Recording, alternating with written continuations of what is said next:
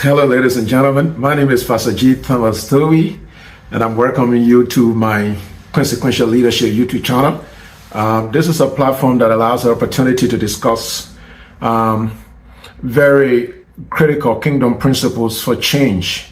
Remember, I am reminding all of you that the concept of consequential leadership has nothing to do with the philosophical idea of consequentialism. Consequentialism is a Greek philosophy that teaches that you can only judge the outcome of a thing, you can only judge the morality of a thing based on its outcome. And there are all kinds of dimensions to that philosophy, which has nothing to do with what we're discussing about consequential leadership. The concept of consequential leadership is a kingdom principle of change that, as believers and people who are committed to seeing transformation in our generation, you take advantage of your moment and your time. You stand in your place of opportunity to effect change, to bring about transformation, to generate a collective desirable outcome for the environment in which you function. That is basically the idea of consequential leadership. The second thing I like to talk about consequential leadership is that I am not necessarily talking about the default mindset of having a position and other people following in that position. Leadership is obviously, it does obviously include that, but my emphasis in this discussion of consequential leadership has little interest in that, much as that is inclusive in the whole discussion of leadership. Rather, I'm interested in empowering each and every one of us, rousing our consciousness to be agents of change in whichever environment that we find ourselves in, because leadership is really conceiving an idea and taking an initiative to effect its implementation, whether you have a position or not. Today, I want to lift up a conversation about Jesus, consequential leadership experience in one of the episodes in the gospel. If you're familiar with the gospel, John is the writer of the gospel whose objective was to present Jesus as the Son of God. And in that sense, he is portraying Jesus as God in human flesh. That's why the book of St. John opens to establish in chapter 1 the deity of Jesus. Chapter 2, we find the account of Jesus going to a wedding and then doing a miracle there. We know the story. Chapter 3, Jesus meets with Nicodemus, and that is a very critical issue when a religious leader meets Jesus. Talks about the fact that Jesus' message of consequential leadership was so powerful that even those who could not have accepted it publicly for the sake of their status still recognized what Jesus was doing and who he was. Chapter 4, Jesus takes a very strange decision. He makes a very strange decision by going to the Samaritan region and meeting with that lady, and then the rest is history. Chapter 5, again, he does something that's powerfully, transformative, but at the same time generated controversy, which was the healing of the crippled guy that they put up Bethesda in John chapter 5. On that day, it was a Sabbath day. Then chapter 6 begins with the statement that after these things, right, the feast of the Jews was at hand, and Jesus went up the mountain. After these things, what are these things? You will find out that the trend we are observing from St. John chapter 1 is Jesus trying to establish his authority as the Son of God and as the one who is having control over the affairs of life. That is a trend that we see that is being built here in John's account of the gospel of Jesus. And we are at a very, very critical point in this trend of Jesus' ministry according to the account of John, because in chapter 6 of the book of St. John, we're now told that after this thing, Jesus went over the Sea of Galilee, which is a Sea of Tiberias, and a great multitude followed him. Again, the issue of the multitude is featuring here. All right. You can see, therefore, that as Jesus is progressing in, his ministry, this trend is being observed by his attempt to establish his authority in confirmation of the opening statement in St. John chapter 1, which talks about Jesus being God, this time in human flesh. A couple of things are coming out of the progression of Jesus' ministry according to John's account here. One, we see that the religious and political establishment are rejecting what Jesus is doing, good as it is. Why? Because it cuts at the very heart of the status quo for them. They wouldn't accept what Jesus is doing. The changes are becoming evident. The impact is unstoppable. Yet, the system of Jesus' days would not treat him kindly. Another thing we find here is that though the political and religious establishment is rejecting Jesus, is opposing him, even though some of those actors personally, like Nicodemus, is acknowledging who Jesus is, but the crowd on the other hand are being drawn to Jesus. The crowd here refers to the general mass of the people, the ordinary people, you may want to call them, who are being impacted by the system of the day, by the decisions of those who are in authority. They are being drawn to Jesus for two primary reasons. Number one, the message of Jesus was different from what they have grown up to seeing, to knowing, to observing, and being impacted by. Jesus' message was profoundly different. Number two, his miracles, Jesus' miracles, were meeting their needs, even if just for the short term. Those two factors were attracting the crowd to Jesus, while on the other hand, organized and formalized society was rejecting him. So these two things we have to see here were interestingly creating another problem for Jesus. What was the problem? The people, though drawn to Jesus because of the difference and the power in Jesus' message as well as his miracles, but they were misunderstanding the purpose of the miracles, and by extension threatening the very mission of Jesus on the earth. What are we seeing here? That Jesus' ministry, as much as he was effecting changes, was at the same time attracting attending problems, attracting other issues. And here is where one of the issues of consequential leadership becomes very necessary, because sometimes we may feel like we are undercutting ourselves when we are standing up to effect changes. But you will see that depending on how chronically disabled a society may be, depending on how complex certain circumstances may be, most of the time when we take initiative to effect changes, those changes can at the same time attract additional problems which are related to the very change we are trying to effect. So here, what do we see Jesus doing? Jesus, in the midst of this controversy, is using the misunderstanding of the crowd and the rejection of the religious establishment to drive certain critical principles of leadership in his disciples. Lesson number one is that solving problems a lot of times will, like I said, generate other problems.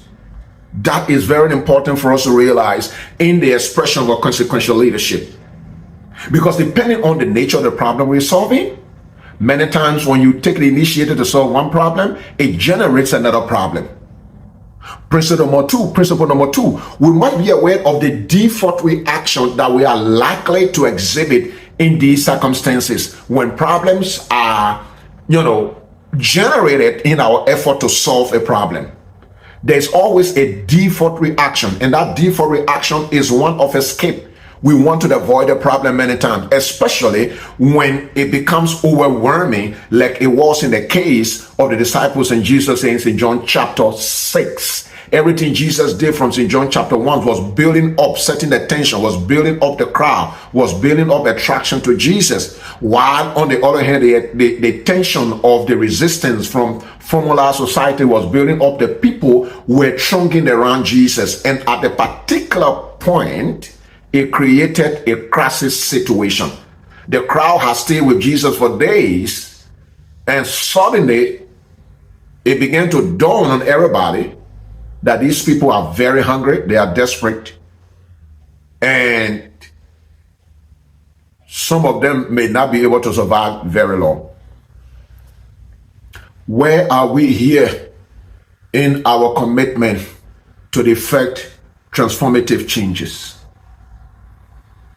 The tendency to throw up the towel, to push things back, to avoid the tension in order to protect ourselves from what we see to be too much for us to handle is always there in this walk of consequential leadership. We have to be aware of that nagging tendency that will always erupt when we find ourselves, especially in the suddenness of certain crises that erupt even while we are trying to effect changes. The disciples said, listen, this is a very huge crowd. There's no way we can feed them. We are in a desert place. We're out of town. So let these people go home.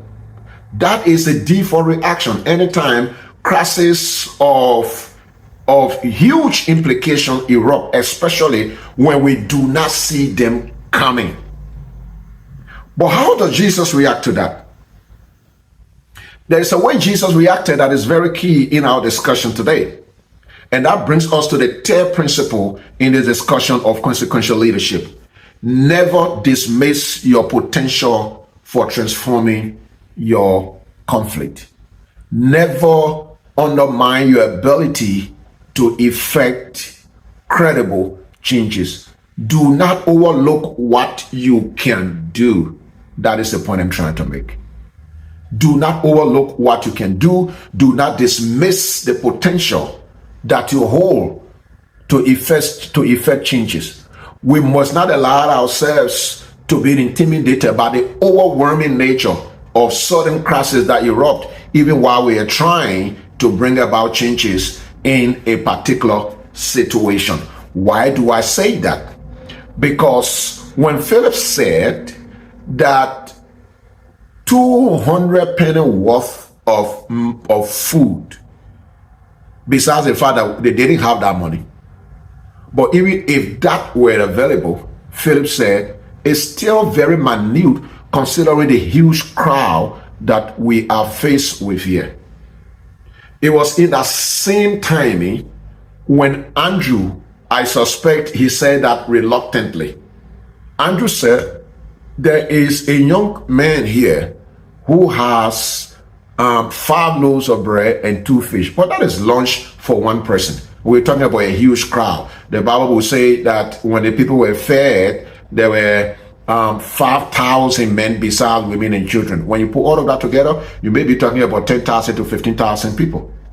How can the lunch of one young man be of any significance to that massive crowd? So Andrew kind of reluctantly just said, you know what, I mean, there's someone here, but even at that, what can we do with that? But the time Andrew recognized that, Jesus connected with that, and it's very important for us to see. He said, there's a boy here with 5 loaves of bread and 2 fish. But what is that? Immediately Jesus told them, let the people sit down. The timing here is very critical, because what Jesus is saying here is Jesus is stamping an approval on the recognition of what was available, even though the disciples might not have even appreciated that themselves. And that is the point that comes out of this when I talk about never dismissing your potential to effect changes. It doesn't matter how massive the challenge is and how sudden they may be. Jesus told them immediately, let the people sit down. What is the point Jesus is communicating here? When we stand in the midst of change and problems are erupting many times suddenly, when we don't see them coming from left and from right, they kind of crowd us, and they are intended to intimidate us and to squeeze us out of our effort to effect changes. We have to put the problem under our control. Let the people sit down. What Jesus was saying, assume authority over the crisis. Assume confidence on your ability to transform this crisis. Let the people say, what was stretching the disciples? The crowd. That was the very thing Jesus was addressing. He said, let them sit down. In other words, assume authority over your problem. Even when you feel afraid, even when you don't know all the details about how you're going to do that. But when you stand in the midst of crisis as someone, no matter how you got there and what caused that, but in this case, the disciples were following Jesus and teaching and bringing about change. And that effort generated unexpected problem. And when you find yourself in the midst of that kind of confusion, you want to make sure that even if you don't have all the details under your control at that point in time, you need to develop a mental state of mind. You need to develop a mental position, a kind of state of mind that Jesus here is illustrating. One of control, one of confidence. Assume authority over the problem. Let them sit down. And Jesus said, apportion them in groups of hundreds and fifties and tens. What is the message? Simplify the problem. Don't dismiss your potential to transform the problem. Assume authority over the problem. Learn to simplify the problem. Analyze the problem. What are you having on your hands? Analyze the problem. There's a story about an unjust steward, an unjust manager that was threatened to be fired. And in his analysis, right, he realized that he couldn't do physical labor work, and he's about to be fired. So he's considering what, things will be like for him when he loses his job. At the end of the day, the guy came up with an idea. I mean, as dishonest as and discredited as that was, the Bible says that the unjust steward was commended. You see, that story, the lesson of that story is not in the morality of the story, rather is in the recognition of the guy who was at risk of losing his job to take advantage of his mental faculty. Ladies and gentlemen, we can fast, we can pray, but that never takes the place of our intelligence.